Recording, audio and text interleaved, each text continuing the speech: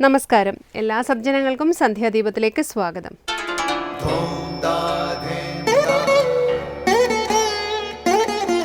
ശുഭം ഭവതു കല്യാണമായുസാരോഗ്യവർദ്ധനം സർവദുഃഖ വിനാശായ സന്ധ്യാദീപം നമോസ്തുതേ. നാമം ജപായനം പുണ്യം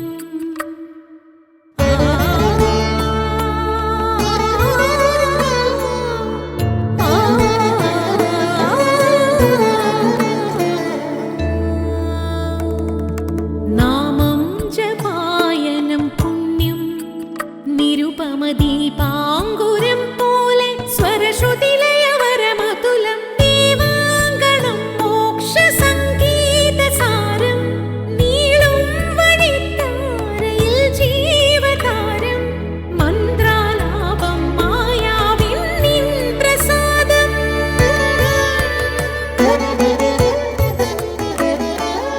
ഇരുൾ നീങ്ങിയുണരുന്ന തെളിനാളദീപം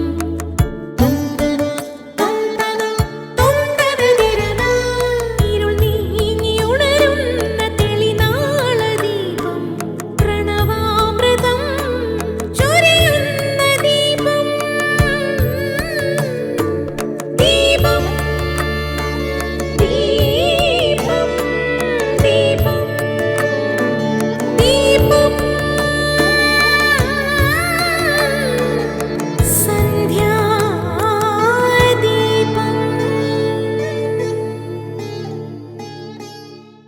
ഗുരുവായ അവധൂതൻ യദു മഹാരാജാവിന് പ്രകൃതിയിൽ നിന്നുള്ള പാഠങ്ങൾ ഉപദേശിക്കുന്നതിൽ ചന്ദ്രനിൽ നിന്ന് ഉൾക്കൊണ്ട ഒരു പ്രധാന തത്വം വിവരിക്കുന്ന ഭാഗം ശ്രീമദ് ഭാഗവതം 11-ാം അധ്യായത്തിൽ പറയുന്നുണ്ട്.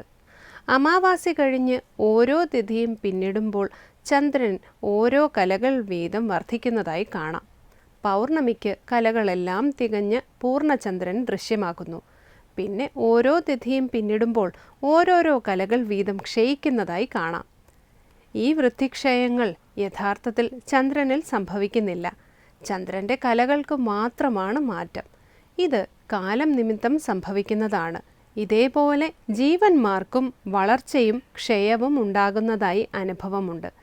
ഈ വളർച്ചയും ക്ഷയവും ആത്മാവിനല്ല, ദേഹത്തിനു മാത്രമാണ്. ജന്മം, വൃദ്ധിക്ഷയം, നാശം തുടങ്ങിയ ഭാവങ്ങൾ ആത്മാവിനില്ല.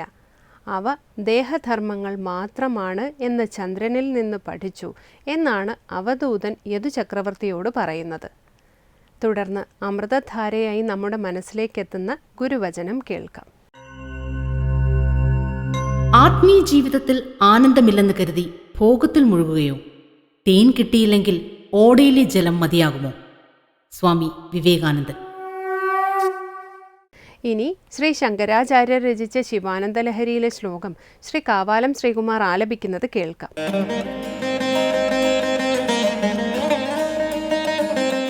മാഗച്ഛ ത്വമിതസ്തതു ഗിരിശഭൂമൈവ വാസൻ കുരു സ്വാമിൻ ആദികിരാത മാമകമന കാന്താരസീമാന്തരേ വർത്തന്തെ ബഹുഷു മൃഗാ മദജുഷു മാത്സര്യമോഹാദയ താൻ ഹത്വാ മൃഗയാ വിനോദരുചിതാലാഭം ച സംപ്രാപ്സ്യസി.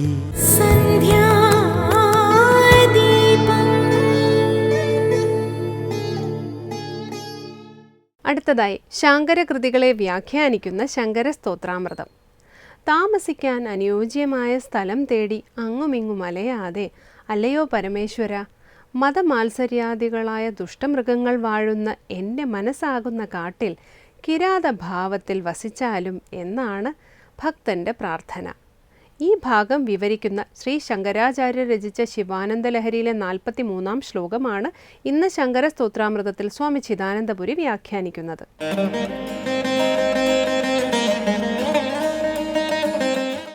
ശ്രീ ശങ്കരകൃതികളിൽ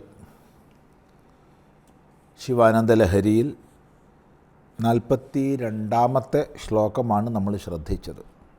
അവിടെ ദുർഗാതിപ്രിയനായ ദേവനെ എൻ്റെ മനസ്സാകുന്ന ദുർഗത്തിൽ കോട്ടയിൽ താമസിക്കൂ എന്ന് പറഞ്ഞ് ക്ഷണിക്കുക ചെയ്തത്.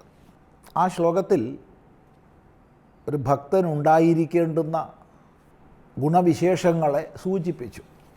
അഥവാ കോട്ടയിലേക്ക് ക്ഷണിക്കാൻ വരുമ്പോൾ കോട്ടയുടേതായ സവിശേഷതകൾ ഭക്തനിൽ ഉണ്ടാവണം, അത് സൂചിപ്പിച്ചു. അടുത്ത ശ്ലോകത്തിൽ തൻ്റെ ഉള്ളിൽ വന്ന് നിവസിക്കണമേ എന്ന് പറയുകയാണ്. എങ്ങനെ നോക്കൂ. മാഗച്ഛസ്ത്വമിതസ്തതോ ഗിരിശഭോ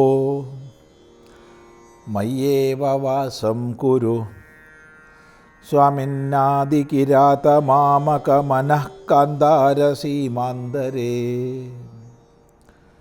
വർത്തന്തേ ബഹുശോ മൃഗാ മദജുഷോ മാത്സര്യമോഹാദയ താൻ ഹത്വാ മൃഗയാ വിനോദരുചിതാ ലാഭഞ്ച സംപ്രാപ്സ്യസി.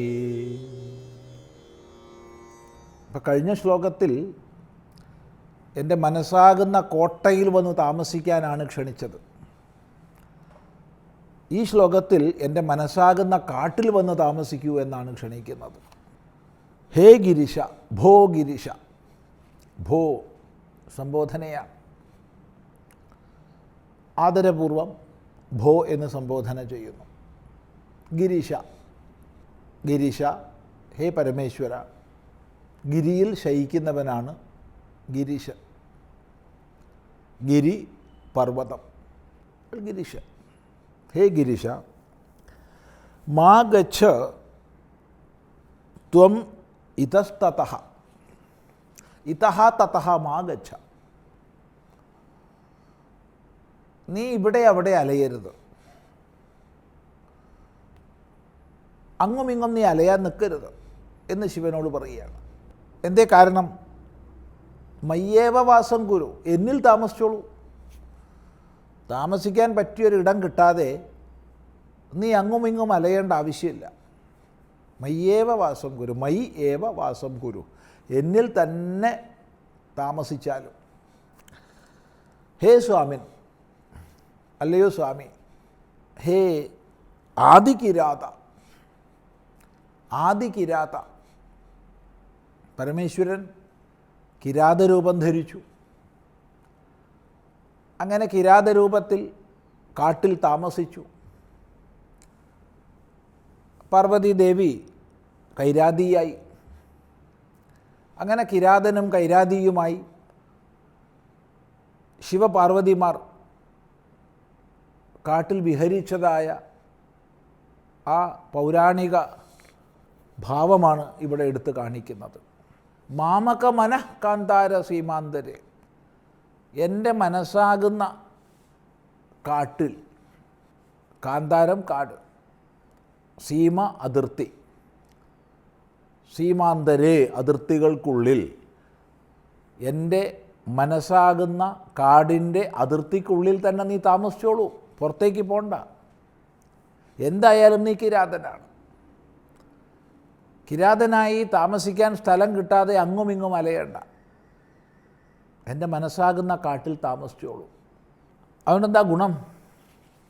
വർത്തന്തേ ബഹുശഃ മൃഗാഹ, ധാരാളം മൃഗങ്ങൾ ഈ കാട്ടിലുണ്ട്. എൻ്റെ മനസ്സാകുന്ന കാട്ടിൽ ധാരാളം മൃഗങ്ങളുണ്ട്. എങ്ങനെയുള്ളവരാ? മദജുഷഃ, മദം, ഗർവം, വലിയ ഗർവത്തോടു കൂടി സഞ്ചരിക്കുന്നവർ. മാത്സര്യമോഹാദയ, മത്സരഭാവം, മോഹം തുടങ്ങിയ ജന്തുക്കൾ ധാരാളം എൻ്റെ മനസ്സാകുന്ന കാട്ടിലുണ്ട്.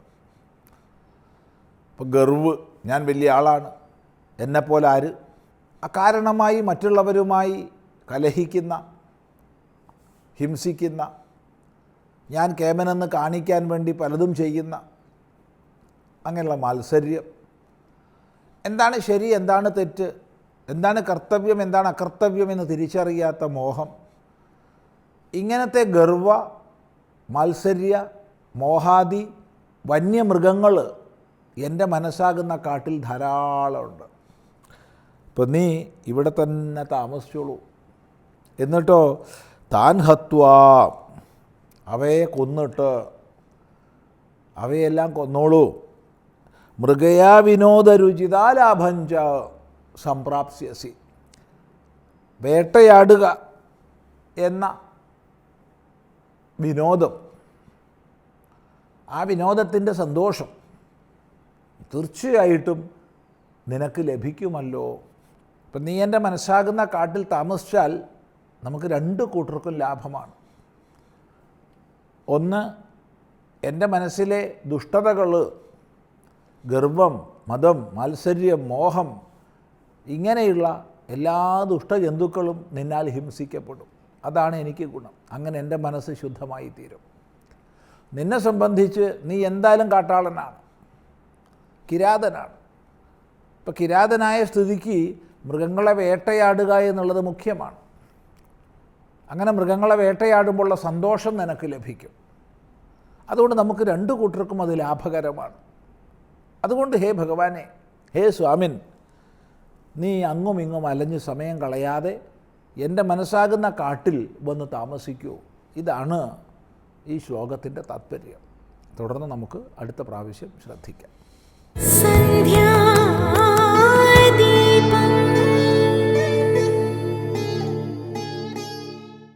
അടുത്തതായി ക്ഷേത്രങ്ങൾ സാധനാ കേന്ദ്രങ്ങൾ എന്ന പങ്ക്തിയിലേക്ക്. ക്ഷേത്രാചാരങ്ങൾ വ്യക്തിയുടെ ആത്മീയ വളർച്ചയെ എത്രത്തോളം സ്വാധീനിക്കുന്നു എന്നതിനെക്കുറിച്ച് ശ്രീ ജയനാരായണൻ സംസാരിക്കുന്നു.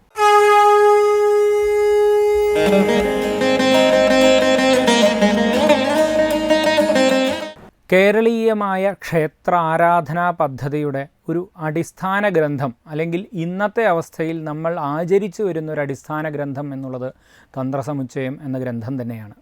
ഈ ഗ്രന്ഥത്തിൻ്റെ തുടക്കത്തിൽ തന്നെ പറയുന്നുണ്ട്, ഒരു ക്ഷേത്ര ആരാധനയ്ക്ക് ഏറ്റവും അത്യന്താപേക്ഷിതമായി വേണ്ടുന്ന 3 സംഗതികൾ ശ്രദ്ധ, ഭക്തി, പവിത്രത എന്നീ 3 ഗുണങ്ങളാണ്, അല്ലെങ്കിൽ 3 കാര്യങ്ങളാണ് എന്ന് തന്ത്രസമുച്ചയത്തിൽ പറയുന്നുണ്ട്. എന്താണ് ശ്രദ്ധ, എന്താണ് ഭക്തി, എന്താണ് പവിത്രത? ഈ 3 കാര്യങ്ങളെയാണ് നമ്മൾ ഇനി ചിന്തിക്കുന്നത്. വളരെ സൂക്ഷ്മമായി വിശകലനം ചെയ്യുകയും വളരെ സൂക്ഷ്മബുദ്ധിയോടുകൂടി സമീപിക്കുകയും ചെയ്യേണ്ടുന്ന ഒരു വിഷയമാണ് ക്ഷേത്ര ആരാധനാ സമ്പ്രദായം എന്നുള്ളത് തന്നെയാണ് ഈ ശ്രദ്ധ എന്നൊരു പദത്തെ അവിടെ ഉൾക്കൊള്ളിച്ചതിൽ നിന്ന് നമ്മൾ മനസ്സിലാക്കേണ്ടത്. അടുത്തത് ഭക്തിയാണ്. ഈ ഭക്തി എന്ന് പറയുന്ന വിഷയം വളരെ സങ്കീർണമായൊരു വിഷയമാണ്. നമ്മളുടെ മനസ്സിൻ്റെ സങ്കല്പങ്ങൾക്ക് എത്ര കണ്ട് ഈ ഭക്തിയെ പൂർണ്ണ അർത്ഥത്തിൽ അതിൻ്റെ ഒരു അർത്ഥതലത്തെ ഉൾക്കൊള്ളാൻ സാധിക്കുമെന്ന് സംശയമാണ്. ഈ ഭക്തി എന്ന് പറയുന്നൊരു വിഷയത്തിന് എന്തർത്ഥമാണ് നമുക്ക് കൊടുക്കാൻ സാധിക്കുക? ഭക്തി എന്ന് സാമാന്യമായിട്ട് നമുക്ക് പറയുമ്പോൾ, അല്ലെങ്കിൽ നമുക്കതിനെ ഏറ്റവും എളുപ്പം മനസ്സിലാക്കാൻ പറ്റുന്ന ഒരു വാക്ക് അൺകണ്ടീഷണൽ സറണ്ടർ എന്ന് പറയുന്നൊരു വാക്കാണ്. ഉപാധികളൊന്നുമില്ലാതെ കീഴടങ്ങുക. ആർക്കാണ് കീഴടങ്ങേണ്ടത്? ഭഗവാന് തന്നെയാണ്. എല്ലാം നമുക്ക് കിട്ടുന്നതും നമ്മളുടേതായിട്ടുള്ള ജീവിതത്തിൽ സംഭവിച്ചു കൊണ്ടിരിക്കുന്നതൊക്കെ ഭഗവത് പ്രസാദമായി കണ്ടനുഭവിക്കാനുള്ള ഒരു തലം നമ്മളിലേക്ക് ഉണ്ടാക്കിയെടുക്കണമെന്നുണ്ടെങ്കിൽ ഭക്തി അത്യന്താപേക്ഷിതമാണ്.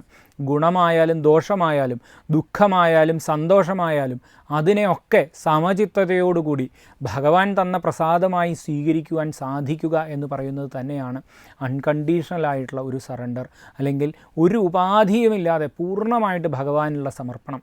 അങ്ങനെ ഒരു സമർപ്പണം സാധ്യമാകുന്ന ഘട്ടത്തിൽ മാത്രമേ പൂർണ്ണമായിട്ടുള്ള ഒരു വിജയം, അല്ലെങ്കിൽ നമ്മൾ പൂർണ്ണമായിട്ടുള്ള ജീവിത ലക്ഷ്യത്തിലേക്ക്, അല്ലെങ്കിൽ മോക്ഷം എന്ന് പറയുന്ന ഒരു തലത്തിലേക്ക് നമ്മളെ എത്തിക്കണം എന്നുണ്ടെങ്കിൽ ഇത്തരത്തിലുള്ള ഉപാധിരഹിതമായ ഒരു സമർപ്പണം, ഒരു അർപ്പണം ഭഗവത് കാര്യത്തിൽ നമുക്കുണ്ടാകേണ്ടതുണ്ട്.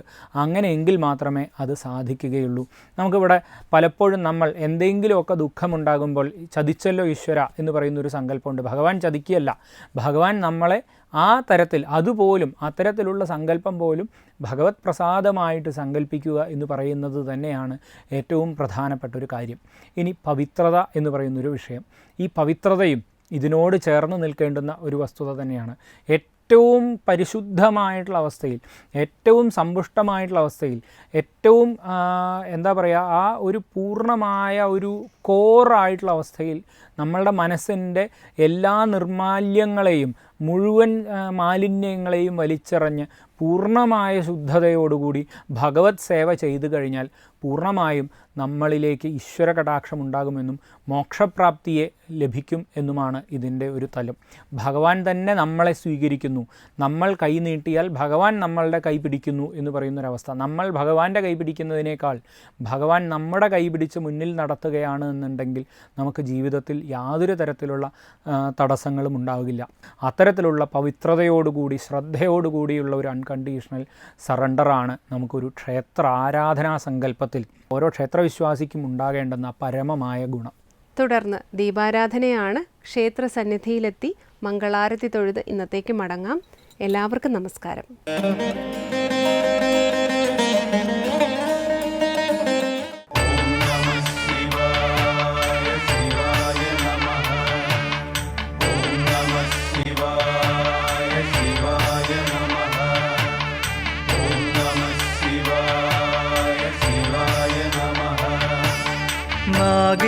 നാഗേന്ദ്രഹാരായ ത്രിലോചനായ ഭസ്മാംഗരാഗായ മഹേശ്വരായ നാഗേന്ദ്രഹാരായ ത്രിലോചനായ ഭസ്മാംഗരാഗായ മഹേശ്വരായ നിത്യായ ശുദ്ധായ ദിഗംബരായ തസ്മൈ നകാരായ നമഃ ശിവായ. മലമുകളിൽ കുടികൊള്ളുന്ന ആയിരവില്ലി ഭഗവാന്റെ കൃപാകടാക്ഷങ്ങൾ തേടിയുള്ള യാത്രയാണിത്.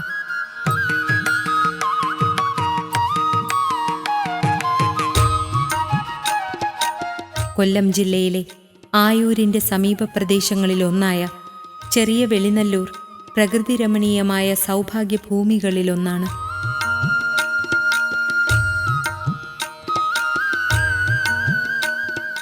ആയിരവില്ലിപ്പാറയിൽ കുടികൊള്ളുന്ന ആയിരവില്ലി ഭഗവാൻ പ്രപഞ്ചനാഥനായ ശിവൻ തന്നെയാണ്. തലമുറ തലമുറകളായി ഈ പ്രദേശക്കാരുടെ ഗ്രാമദൈവവും രക്ഷകനുമൊക്കെ ആയിരവില്ലി ഭഗവാൻ തന്നെയാണ്. മലമുകളിലെ ആയിരവില്ലി ഭഗവാന്റെ ചൈതന്യത്തോടൊപ്പം തന്നെ വനദുർഗാദേവി സാന്നിധ്യമുള്ളതിനാൽ മലമുകളിലെ ദേവത്തറയിൽ ഒരു വനദുർഗാദേവി ക്ഷേത്രവുമുണ്ട്. ഏകദേശം 500 വർഷങ്ങൾക്കു മുമ്പാണ് മലമുകളിലെ ആയിരവില്ലി ഭഗവാനെ ഗ്രാമത്തിൽ ആൽത്തറയ്ക്ക് മുന്നിൽ പ്രതിഷ്ഠിച്ച് പൂജകൾ തുടങ്ങിയതെന്ന് നാട്ടുകാർ പറയുന്നു.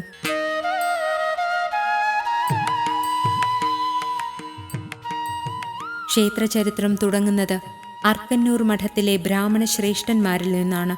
അന്ന് അർക്കന്നൂർ മഠത്തിലെ തിരുമേനിമാർക്ക് ഈ പ്രദേശത്ത് 1001 പറ നിലമുണ്ടായിരുന്നുവെന്നും നീണ്ട വിശാലമായ പാടങ്ങൾ കൊയ്ത നെല്ല് കൂട്ടിവയ്ക്കാനായി ഇവിടെ ഒരു കളപ്പുരയും ഉണ്ടായിരുന്നതായും പറയപ്പെടുന്നു. വിത്ത് വിതയ്ക്കുമ്പോഴും കൊയ്യുമ്പോഴും നെല്ല് വിളയുമ്പോഴുമൊക്കെ കളപ്പുരയ്ക്ക് മുന്നിലുള്ള ആൽത്തറയ്ക്ക് മുന്നിൽ ആയിരവില്ലി ഭഗവാനെ സങ്കൽപ്പിച്ച് വിളക്കുകൊളുത്തി നമ്പൂതിരിമാർ പൂജ ചെയ്യാറുണ്ടായിരുന്നു. അങ്ങനെ ആൽത്തറയിൽ കൊളുത്തപ്പെടുന്ന ഓരോ ദീപങ്ങളും ഈ ഗ്രാമത്തിൻ്റെ ഐശ്വര്യവും സമൃദ്ധിയുമായി മാറുന്നത് തിരിച്ചറിഞ്ഞ ഗ്രാമവാസികളും തങ്ങളുടെ പ്രാർത്ഥനകളും പൂജകളുമൊക്കെ കളപ്പുരയ്ക്ക് മുന്നിലുള്ള ആൽത്തറയിൽ സമർപ്പിക്കാൻ ആരംഭിച്ചു.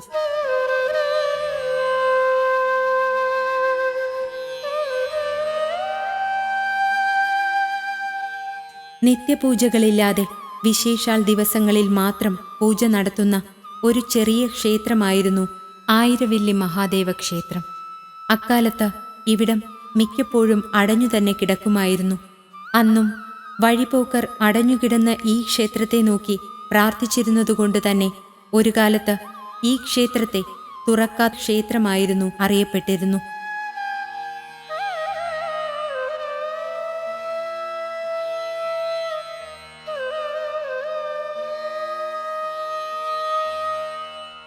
ഒരിക്കൽ ഈ പ്രദേശത്തെ ഹൈന്ദവരെല്ലാം ചേർന്ന് ഒരു സമാജം രൂപീകരിക്കുകയും ആയിരവില്ലി ഭഗവാനെ ഈ ദേശക്കാരുടെ ആരാധനാമൂർത്തിയാക്കുവാനും നിത്യപൂജകൾ ഭഗവാന് മുന്നിൽ സമർപ്പിക്കാനും ഒരു ക്ഷേത്രം അനിവാര്യമാണെന്ന കാര്യം നമ്പൂതിരിമാരെ അറിയിക്കുകയും അർക്കന്നൂർ തിരുമേനിമാർ നാട്ടുകാരുടെ ആവശ്യം സന്തോഷത്തോടെ സ്വീകരിക്കുകയും നാട്ടുകാർക്കായി ക്ഷേത്രം വിട്ടുകൊടുക്കുകയും ചെയ്തു.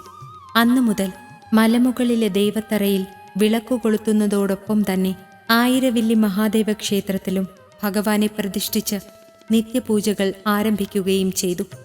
അങ്ങനെ ചെറിയ വെളിനല്ലൂരിൻ്റെ ആകാശങ്ങളിൽ ഉത്സവങ്ങളുടെ നിറങ്ങളും വാദ്യഘോഷങ്ങളുടെ താളവുമുണ്ടായി.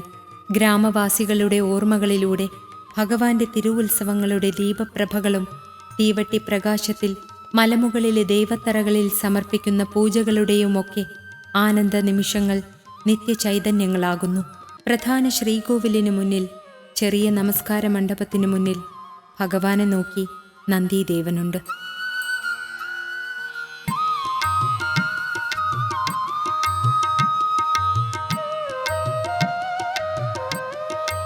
ശ്രീകോവിലിന് മുകളിലായി ഒരു പത്മം വിടർന്നു നിൽക്കുന്നു.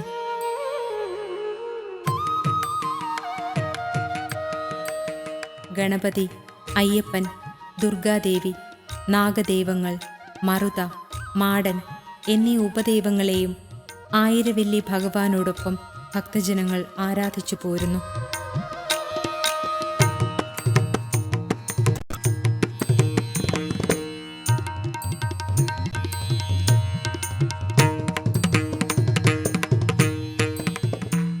അപാരമായ ശക്തിവിശേഷമുള്ള ആയിരവില്ലി ഭഗവാന് മുന്നിൽ സമർപ്പിക്കുന്ന ഏതൊരു പ്രാർത്ഥനയും ഫലവത്താകുമെന്നുള്ളതാണ് ഇവിടുത്തെ വിശ്വാസപ്രമാണം.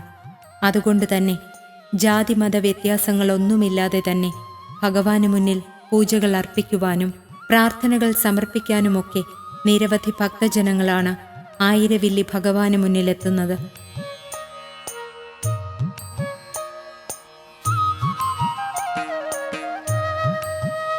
ആയിരം വില്ലേന്തി നിൽക്കുന്ന ഭഗവാന്റെ രൂപത്തെയാണ് ആയിരവില്ലി എന്ന് വിളിക്കപ്പെടുന്നതെന്ന് വിശ്വസിക്കപ്പെടുന്നു. ഭക്തജനങ്ങളെ സർവയാതനകളിൽ നിന്നും രക്ഷിക്കാനുള്ള കാവലാളായാണ് ഭഗവാന്റെ രൂപം നിലകൊള്ളുന്നത്.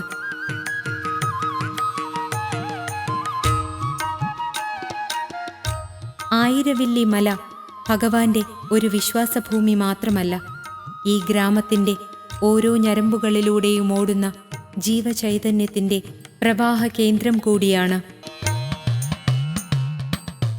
മലയുടെ ചുറ്റിനുമായി സമീപ പ്രദേശങ്ങളുടെ ദൃശ്യഭൂപടങ്ങളിലൂടെ മനസ്സിന് ഒരു യാത്ര ചെയ്യാം. മലമുകളിലെ ദൈവത്തറയിലെ വിളക്കിനപ്പുറം പ്രശസ്തമായ ജടായുപ്പാറ കാണാം. ഈ വിളക്കുകളിൽ കൊളുത്തപ്പെടുന്ന ദീപം ഈ പ്രപഞ്ചം മുഴുവൻ ഭഗവത് ചൈതന്യം പരത്തുന്ന ഓംകാര മന്ത്രങ്ങളാകുമ്പോൾ, ഓം എന്ന മന്ത്രത്തിൻ്റെ മോക്ഷനാദവുമായി താഴ്വാരത്തിൽ നിന്നും മലമുകളിലേക്ക് ഇടയ്ക്കിടെ ചുരുളൻ കാറ്റ് പറന്നു കയറുമ്പോൾ മനസ്സും ശരീരവും ധ്യാനാത്മകമായ ശാന്തി തീരങ്ങളിലേക്ക് അലിഞ്ഞു ചേരുന്നു.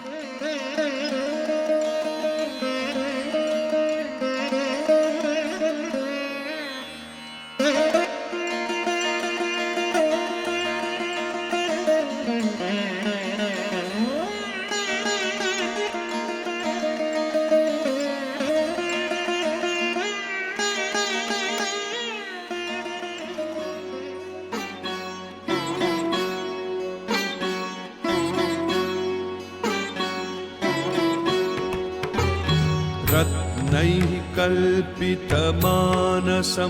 हिमजलैः स्नानं च दिव्याम्बरं नानारत्नविभूषितं मृगमदामोदाङ्कितं चन्दनं जातिचम्पकबिल्वपत्र. ആത്മതലങ്ങളിൽ ആയിരവില്ലി ഭഗവാൻ നിറയുമ്പോൾ പുണ്യദർശന സൗഭാഗ്യം കിട്ടിയ ഭക്തജനങ്ങൾ ദൈവചൈതന്യങ്ങളുടെ ആനന്ദാമൃത വർഷങ്ങളിലേക്ക് യാത്ര തുടങ്ങി. കൽപിതം ഗൃഹ്യതാം